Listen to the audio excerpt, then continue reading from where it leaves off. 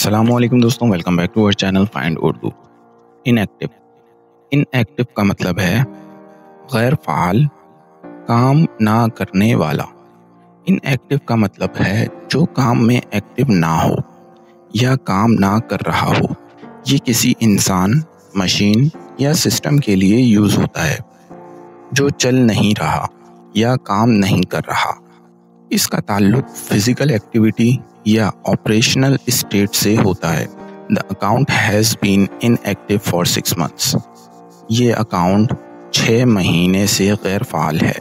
तो दोस्तों, इनएक्टिव का मतलब है काम ना करना या काम ना करने वाला, फ़ाल ना होना। उम्मीद है आपको इनएक्टिव का मतलब समझ में आ गया होगा। मिलते हैं नेक्स्ट वीडियो में। शुक्रिया।